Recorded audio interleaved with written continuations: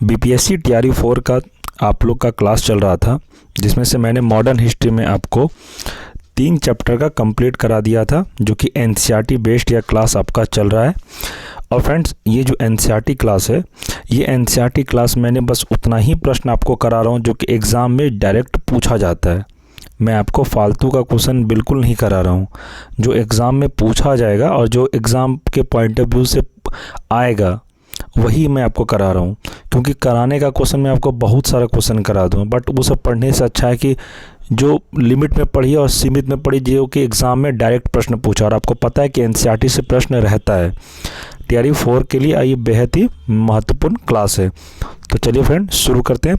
आज का हमारा चैप्टर है ब्रिटिश राजनीति एवं प्रशासनिक नीतियाँ, जिसमें से हम लोग देखेंगे कि इसमें ब्रिटिश जो है अपना राजनीतिक स्तर भारत में किस तरह से अपना दबदबा बढ़ाए, अपना प्रशासन को कैसे मजबूत किए, भारत को कैसे टॉर्चर करके डाउन किए, अपना प्रशासनिक लेवल को बहुत ज़्यादा प्रभावित ये लोग किए थे भारत को। जितने भी आपको प्रश्न बनेगा यहाँ से ब्रिटिश से, यहाँ से अगर प्रश्न आएगा तो आपसे को 1 से 2 नंबर का प्रश्न यहाँ से आपको देखने को ज़रूर मिलेगा।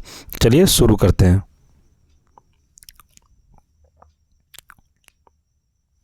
पहला प्रश्न है, अंग्रेजों का भारत पर वास्तविक राजनीतिक नियंत्रण कब प्रारंभ हुआ?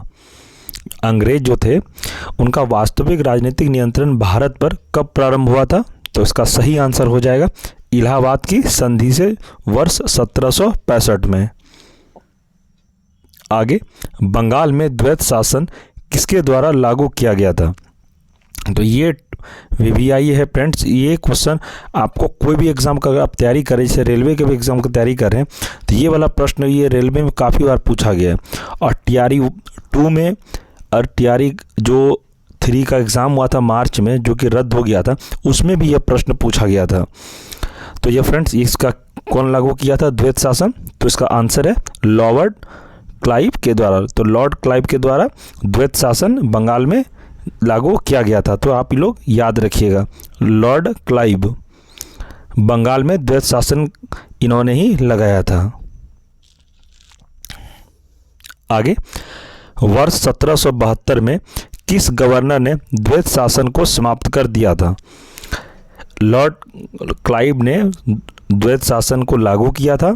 और दूसरा आपको याद रखना है कि द्वैत शासन किस गवर्नर ने समाप्त किया था? तो इसका आंसर हो जाएगा वारेन हेस्टिंग को यह जाता है, क्योंकि इन्होंने ही द्वैत शासन समाप्त किया था। तो किसने किया था? तो वारेन हेस्टिंग। तो आप लोग फ्रेंड्स याद रखें, मैं आपको जो बोल रहा हूँ आपको बस सुनिए और देखिए, आपको अच्छे से याद हो जाएगा। आगे, भारत में न्यायिक सेवा का जन्मदाता किसे माना जाता है? तो न्यायिक सेवा का जन्मदाता किसे माना जाता है? तो इसका आंसर है वारेन हेस्टिंग को यह माना जाता है। और फ्रेंड्स, मैंने आपको हर वीडियो में बताया है कि जो बॉक्स में एक नोट टाइप का जो बना रहता है, यहाँ से ज़्यादातर प्रश्न टीआरई 3 में देखने को मिला है। ये इम्पॉर्टेंट जो रहता है ना, तो इस बुक में खासियत यही है, जो इम्पॉर्टेंट है उसको अंडरलाइन करके एक बॉक्स में आपको हाईलाइट करने के लिए दिखा दिया जाता है कि आप ये भी प्रश्न पढ़िए। तो देखते हैं क्या इसमें। वारेन हेस्टिंग के कार्यकाल के रेगुलेटिंग एक्ट 1773 के अंतर्गत वर्ष 1774 में कलकत्ता में सुप्रीम कोर्ट की स्थापना की गई। इसके प्रथम मुख्य न्यायाधीश सर एलिजा इम्पे थे। तो फ्रेंड्स, आपको एग्ज़ाम में प्रश्न आएगा कि कलकत्ता के सुप्रीम कोर्ट की जो स्थापना हुई थी, उनके प्रथम मुख्य न्यायाधीश, मतलब कलकत्ता के जो एक हाई कोर्ट का जो मेन जज होते हैं, जैसे सुप्रीम कोर्ट के सीजीआई होते हैं, चीफ जस्टिस ऑफ इंडिया, वैसे ही कलकत्ता के मुख्य न्यायाधीश कौन थे उस समय? सबसे पहली बार प्रथम में आपको याद रखना है, तो एलिजा इम्फे थे। ये वाला प्रश्न आपको एग्ज़ाम में देखने को मिल सकता है टीआरई 4 में इस बार, तो याद रखिएगा इसको। आगे, भारत में पुलिस सेवा एवं सिविल सेवा का जन्मदाता किसे माना जाता है? तो इसका सही आंसर हो जाएगा लॉर्ड कॉर्नवालिस को सिविल सेवा का जन्मदाता माना जाता है। वर्ष 1863 में प्रथम भारतीय आईसीएस अधिकारी बनने का गौरव किसे प्राप्त हुआ? तो ये सही आंसर है इसका सत्येंद्र नाथ टैगोर को। ये वाला फ्रेंड्स आप लोग टीआरई 3 में प्रश्न पूछा गया और मैं आपको कम्युनिटी पोस्ट में कल ये प्रश्न डाला भी था, जो कि बहुत सारे स्टूडेंट ने सही भी आंसर लगाया था। तो ये फ्रेंड्स भी आपके लिए भी आई है। प्रश्न है, एक बार आप फिर से सुनिए। वर्ष 1863 में प्रथम भारतीय आईसीएस अधिकारी बनने का गौरव किसे प्राप्त हुआ? तो आंसर है सत्येंद्र नाथ टैगोर को। तो याद रखिएगा फ्रेंड्स, ये इंपॉर्टेंट है आपके टीआरई 4 के लिए।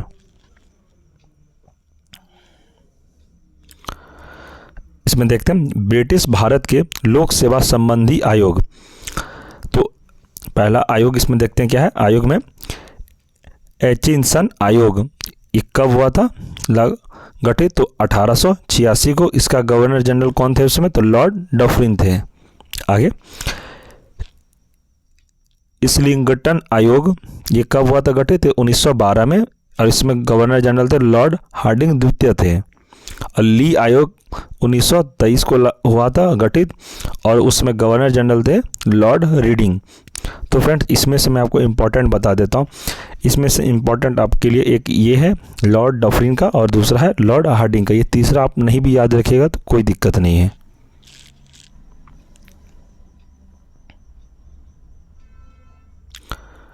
फ्रेंड्स, मैं आपको इसलिए टॉपिक वाइज पढ़ा रहा हूँ क्योंकि अगर मैं एक ही बार में सारा टॉपिक आपको पढ़ा देता तो हो सकता है कि आपको सही से समझ में नहीं आता।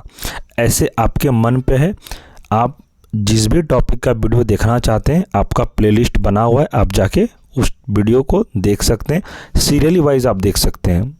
इसलिए मैं छोटा छोटा टॉपिक में आपको कंप्लीट पूरा मॉडर्न करा दूंगा। पॉलिटी का ऑलरेडी क्लास चल रहा है और ज्योग्राफी का भी चल रहा है, आप लोग वहाँ से देख सकते हैं। आगे देखते हैं फ्रेंड्स। इसमें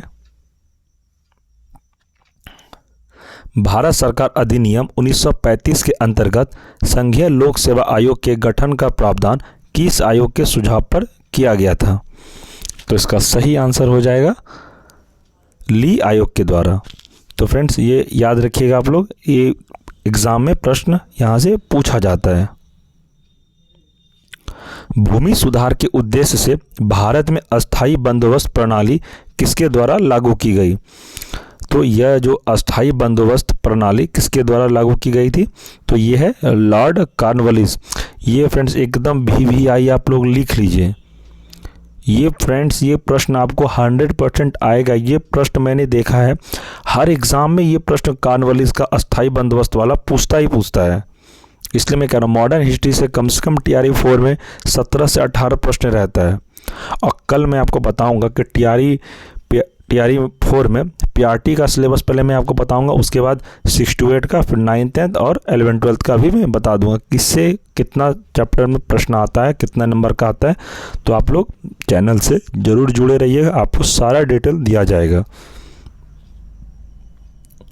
आगे देखते हैं। भारत में साम्राज्य विस्तार के उद्देश्य से सहायक संधि प्रणाली की शुरुआत किसके द्वारा की गई? तो सहायक संधि प्रणाली की शुरुआत किसके द्वारा की गई थी? तो आपको याद रखना है लॉर्ड वेलेस्ली। लॉर्ड वेलेस्ली इसका थे, शुरुआत इन्हीं के द्वारा किया गया था सहायक संधि प्रणाली। आगे, सहायक संधि स्वीकार करने वाला प्रथम राज्य कौन था? तो सहायक संधि जो था स्वीकार करने का प्रथम राज्य कौन था? तो यह हो जाएगा हैदराबाद 1798 ईस्वी को। आगे देखते हैं। व्यापकगत का सिद्धांत या राज्य हड़प नीति को किसके द्वारा लागू किया गया था? तो यह हो जाएगा लॉर्ड डलहौजी के द्वारा। ये बीपीएससी टीआरई 1 में पूछा गया प्रश्न है फ्रेंड्स।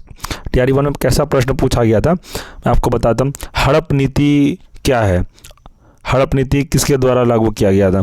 तो ऑप्शन दिया था लॉर्ड डलहौजी। तो आपको ये सही आंसर, ये टीआरई 1 का प्रश्न है। आपको अगर विश्वास ना हो तो टीआरई 1 का प्रीवियस ईयर का जो पिछले साल एग्ज़ाम हुआ था आप निकाल के देख लीजिएगा, ये वाला क्वेश्चन डायरेक्ट पूछा गया है। इसलिए मैं आपको बार बार कहता हूँ कि एनसीईआरटी पढ़िए, और जितना मैं पढ़ा रहा हूँ फ्रेंड, इससे बाहर आपको मैं 100% गारंटी कहता हूँ आपका एक भी प्रश्न बाहर नहीं जाएगा। मैं एग्ज़ाम पूरा एनालिसिस करके देख लिया हूँ, जितना मैं करा रहा हूँ उतना कर लीजिए। एग्ज़ाम में 120 में कम से कम आप 70-80% जरूर मार के आ जाइएगा। आगे देखते हैं।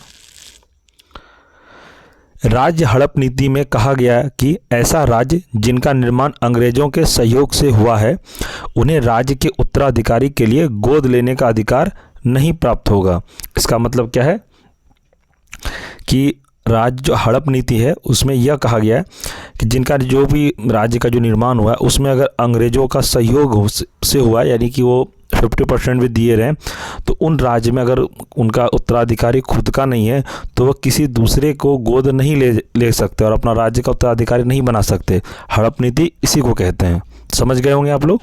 तो आगे देखते हैं। किस रिपोर्ट के आधार पर डलहौजी ने अवध का अधिग्रहण किया? तो डलहौजी ने किस रिपोर्ट के आधार पर अवध का अधिग्रहण किया था? तो हो जाएगा आउटरम रिपोर्ट के द्वारा इसको अधिग्रहण किया गया था। व्यपगत सिद्धांत के अंतर्गत अधिग्रहित किए गए राज्य, तो देखते हैं कौन कौन राज्य अधिग्रहित किए थे। पहला है सतारा 1848 ईस्वी में, दूसरा है जैतपुर 1849 में, संबलपुर 1849 में और बगाट 1850 ईस्वी में। तो फ्रेंड इसमें मैं आपको इम्पोर्टेंट बता देता हूँ कौन कौन सा आपको एग्जाम में पूछने लायक है या ज़्यादातर पूछता है। पहला आप झांसी याद रख लीजिएगा 1853, दूसरा है अवध 1856 में, ये याद रख लीजिएगा, और एक है उदयपुर। बस इतना ही आप याद रखिए, आपका इसी में से प्रश्न आ जाए, इससे बाहर आपका प्रश्न नहीं आएगा।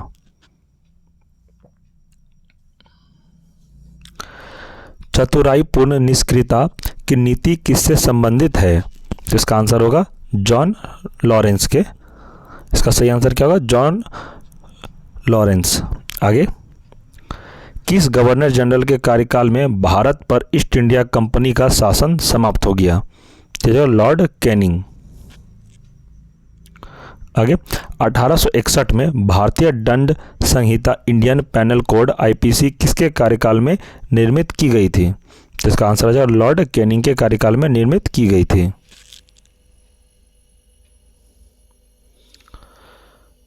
ब्रिटिश काल में विभिन्न क्षेत्रों पर अधिकार, तो किस किस वर्ष में जो अधिकार किए थे उस समय गवर्नर जनरल कौन था या वायसराय? उसके बारे में पढ़ेंगे। 1816 में लॉर्ड हेस्टिंग्स थे, और दूसरा है 1843 में लॉर्ड एलन बरो थे, और तीसरा 1865 में लॉर्ड लॉरेंस थे, 1885 में लॉर्ड डफरिन थे। तो फ्रेंड्स इसमें से ज़्यादा इम्पोर्टेंट है एक लॉर्ड डफरिन 1885 और है दूसरा है 1816। ये दोनों फ्रेंड्स आप लोग याद कर लीजिएगा। और फ्रेंड्स इस क्लास का आपको पीडीएफ चाहिए तो टेलीग्राम ज्वाइन होकर आप लोग पीडीएफ डाउनलोड कर सकते हैं।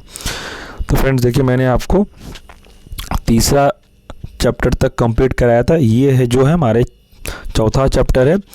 ऐसे ही मैं फ्रेंड्स आपको मॉडर्न हिस्ट्री का पूरा चैप्टर वाइज ही कंप्लीट करा दूंगा। जितने भी चैप्टर्स मॉडर्न हिस्ट्री में हैं मैं आपको टोटल कंप्लीट करा दूंगा, जिससे आपका एग्ज़ाम में 1% भी क्वेश्चन छूटने का चांस मैं नहीं दूंगा। ऐसा नहीं है कि आपको मैं कराऊंगा इससे प्रश्न नहीं आएगा, बिल्कुल प्रश्न आएगा। आप लोग, मैं तो कहता हूं कि आप लोग प्रीवियस से निकाल के देखिए, मैं जो क्लास करा रहा हूँ उससे क्वेश्चन आया है कि नहीं आया, मैं तो हमेशा कहता हूँ स्टूडेंट को। और फ्रेंड्स मैं तो आप लोगों को एमसीक्यू भी शुरू कर दिया, पॉलिटी का और फिर मॉडर्न का मैं एमसीक्यू कराऊंगा, साइंस का क्लास कराना, अभी बहुत सारा सब्जेक्ट आप लोगों का क्लास स्टार्ट करना है इसमें। तो फ्रेंड्स आपको चैनल से जुड़े रहना है और अपना बीपीएससी टीआरई 4 का अच्छे से तैयारी करना है। तो ठीक है फ्रेंड्स, आपसे एक छोटा सा रिक्वेस्ट है, चैनल पर नए हैं चैनल को सब्सक्राइब कर लें, और वीडियो पसंद आया हो तो वीडियो को लाइक ज़रूर कर लें। फ्रेंड्स ठीक है, हम लोग नेक्स्ट वीडियो में मिलते हैं, तब तक के लिए धन्यवाद।